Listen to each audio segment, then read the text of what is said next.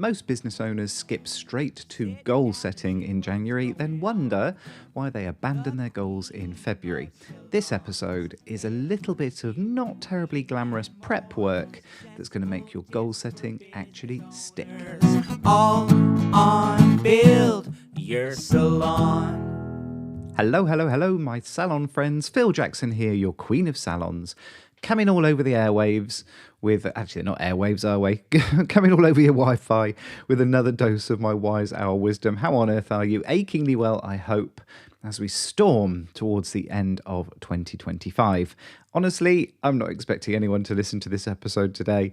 I know this is the 22nd of December and you have plenty going on, queuing in supermarkets, carrying out a couple of last-minute appointments for people that have not been terribly organised, I expect. Are you being good, opening an extra day for them? Bless them. Or are you just wrapping presents and peeling sprouts? Why don't you reach out and let me know? And I do hope that whatever you're doing, you're finding a bit of time for yourself in there too. But before we jump into our goal setting for 2026, which is going to be the topic of our next podcast episode, there's a little bit of prep work, which is not terribly glamorous, but it can be kind of fun. And I think it's going to make your goal setting for 2026 much more powerful. So think of it as kind of laying the foundations, if you like, making your bed ready to lie in it. So before we start figuring out what our marketing plan is going to be for next year, what our turnover targets are going to be for next year, staffing plans, training plans, all those things that bring that lovely New Year's energy, I want you to just take a little step back. And firstly, I want you to have a little look back at 2025.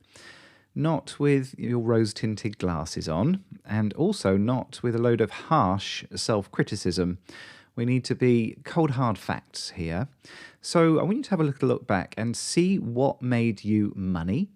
Now, this will be a lot easier if you get into the habit, and it's not something that I see an awful lot of people doing, which is a real shame. But at the end of each marketing campaign that you do, take a little bit of time just to write up a quick debrief. You can even get AI to help you with this. It can ask you questions about your marketing and then puts a little debrief together for you. You don't want huge amounts of text. Sort of half a side of A4 is plenty.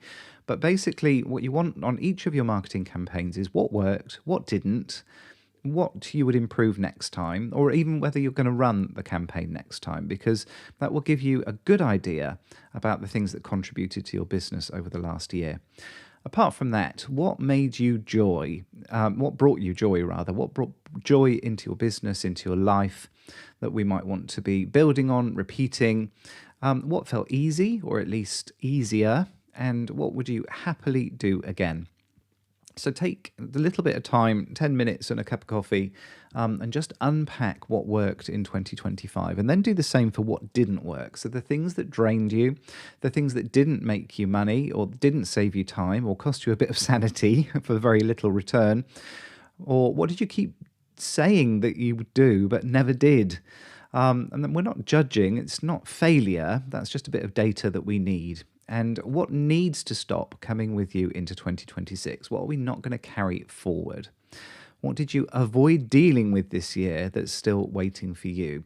And we need real clarity on these things before we start setting our goals. The next thing we need clarity on is your magic number. I don't mean your revenue number.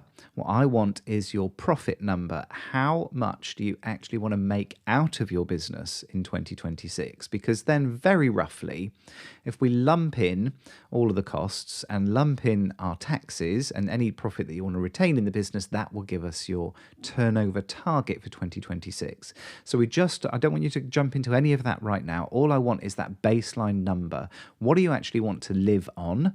What do you want your personal tax bill to look like? And also, what do you want to save? What do you want to spend on shiny stuff, holidays, all of those good things too? Do a bit of dreaming about what you want out of your business. And then finally, in this little phase between, actually it's not finally, sorry, there's a step 4. Step 3, in this phase between Christmas and New Year, which I expect is when most people are going to pick up these tasks, feed your brain. So grab yourself a bit of reading, or grab yourself an audiobook, or maybe even find yourself some YouTube videos on a topic. and just stretch your mind a little bit. Show yourself what's possible. And what I like to do is jump into the really big numbers. So start reading about people that have got very, very big businesses. So people, I'm not a big fan of Alex Hormozi. Personality-wise, he leaves me a little bit cold. But he's got a brilliant book called $100 Million Offers. Now, I'm never going to make a $100 million offer in my business, but it makes you think about value and pricing differently.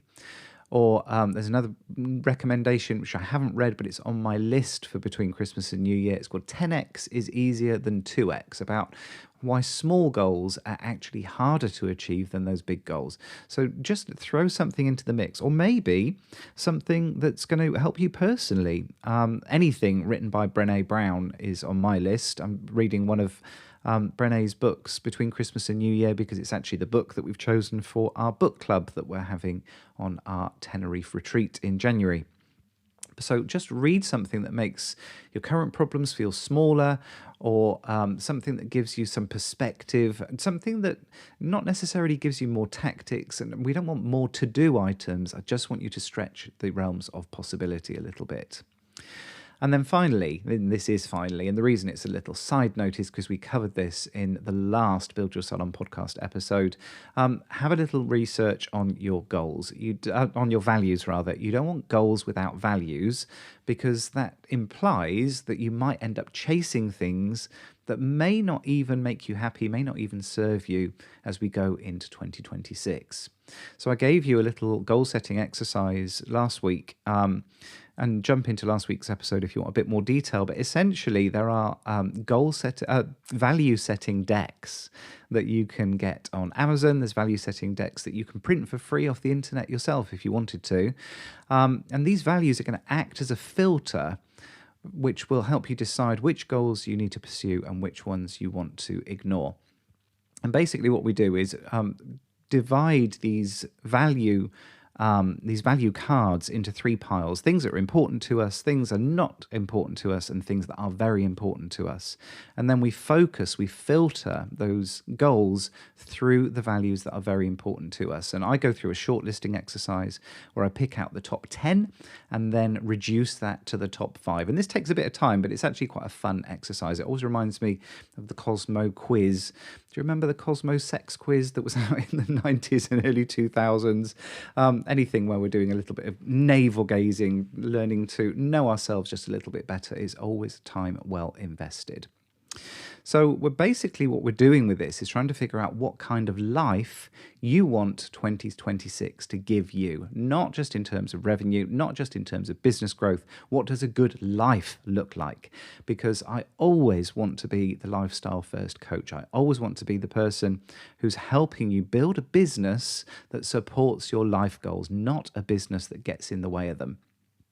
So this half day isn't about goal setting. It's just about making sure that when you do set your goals in January, or if you're going to do it between Christmas and New Year, they're based on reality. So that honest review that we did at the beginning, they're actually big enough so we know the number, we know what we want our business to produce for us. They're ambitious enough, which is what the reading's about, and they're aligned with what matters to you. There you go, we got there. I know I tripped over my words an awful lot today, but there was a reason to it. There was a method to one's madness. So block out the time, chuck it in your diary somewhere between Christmas and New Year, sleep off your turkey roast, and you only need about 2.5, 3 hours, maybe 4 at the most, plus some reading time. Just you and this bit of work. I promise your goal-setting self will thank you for the extra clarity that you're bringing. Next episode, we're going to talk about that goal-setting process. I'm not going to go into huge detail with it because we've talked about this on the Build Your Salon podcast before. I'm just going to give you a quick rundown, a few pointers, and a bit of a structure that's going to make your life an awful lot easier. I'm going to put that episode out on Boxing Day. I don't expect anyone to listen to it, but it's there ready for you when you're ready to jump back into the game. I do hope, if you're celebrating Christmas, I do hope it is a wonderful time of year for you. Whoever you are, wherever you are, I do hope you're having a peaceful and prosperous time as we head into 2026. And I will speak to you very, very soon. Take care. All on Build Your Salon.